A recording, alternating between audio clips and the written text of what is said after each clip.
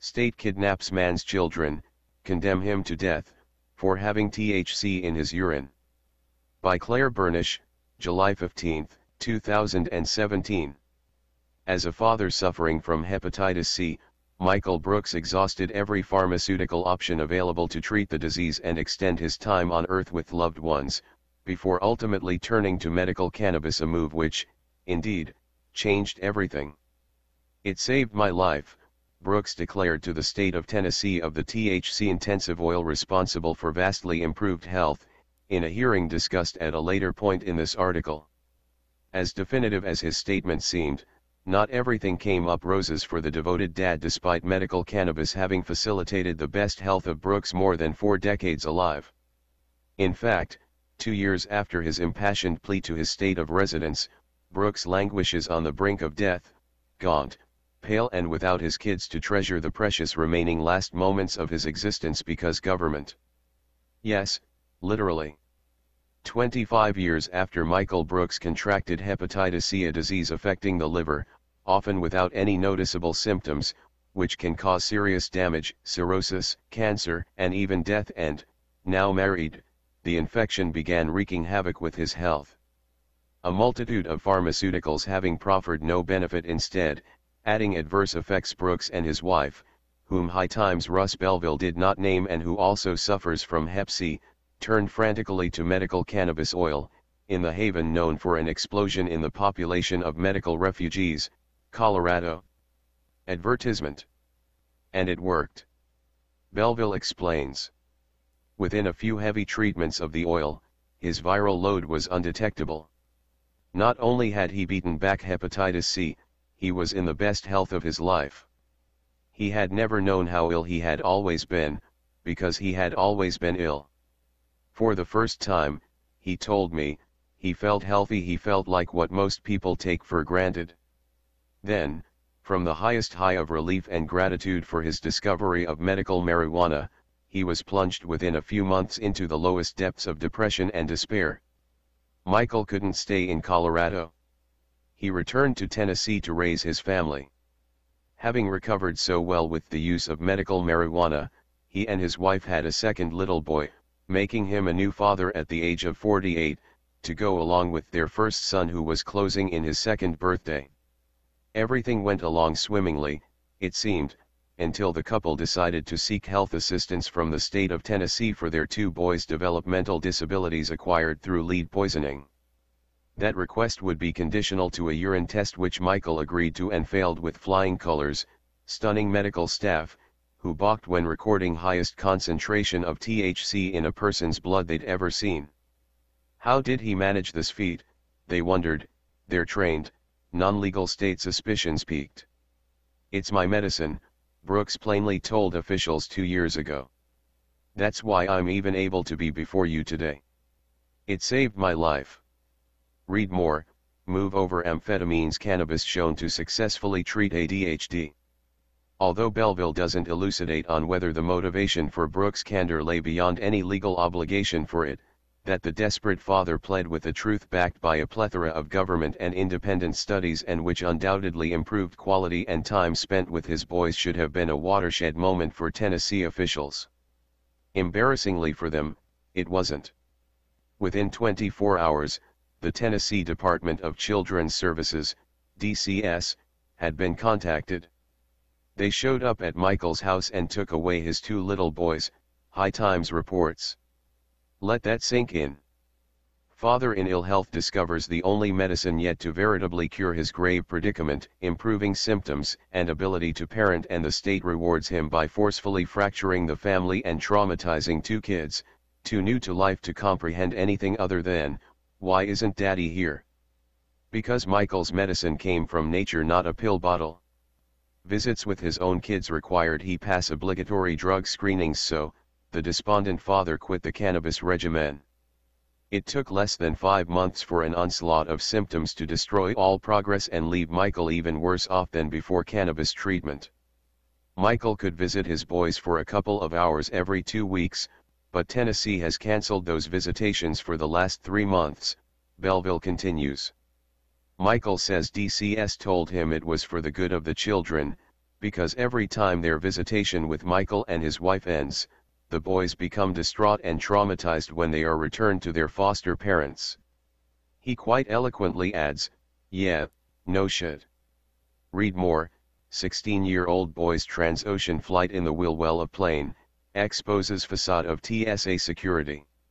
It would take a vacuous dimwit not to see the situation for the atrocity of logic and human rights it is, yet due to the inanity of geographical happenstance of residents inside the border of these apparently disparate states, 2 toddlers have been ripped from a father who gives so much of a shit about their future.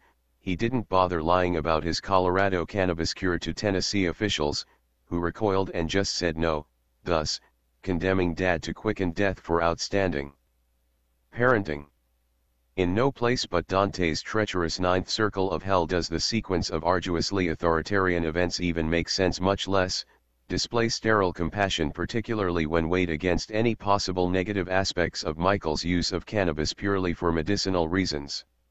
This writer, and undoubtedly countless others, summarily concur with Belleville's redux of this real-life totalitarian Greek tragedy permitted to have happened in this supposedly freedom-cherishing exceptional nation in modern times.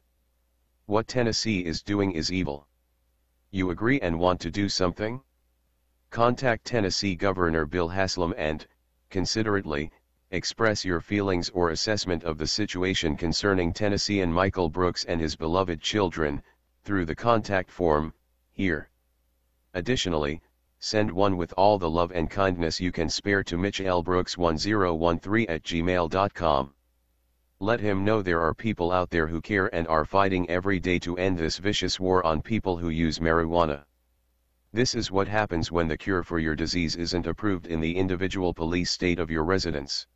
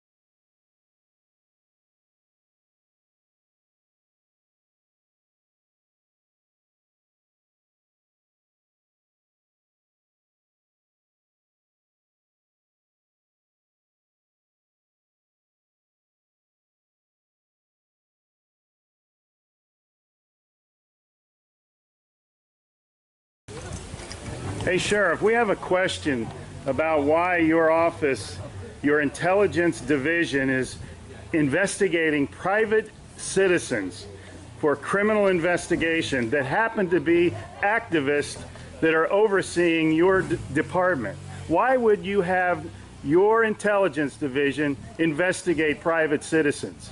We have done... for life hating so much.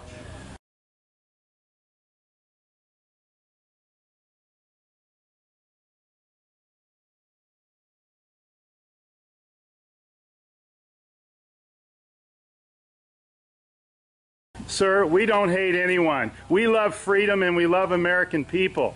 And government is out of control. That's why you're seeing such a revolt nationwide.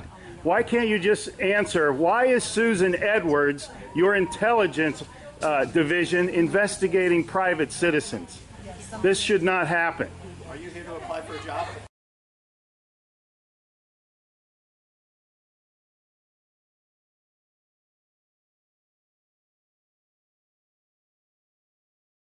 Possibly I might be applying for a job, but that's irrelevant to my question. Why would you ask that question? Well, enjoy the fair. Okay. Excuse me. Excuse you? Excuse me, sir. So those of you that haven't Wow. been on a bike before, we're Sheriff's just getting a little too pushy. is You the work hard for part us, Sheriff. in Just keeping keep that in mind. At one time we respected you, but not with that type of attitude.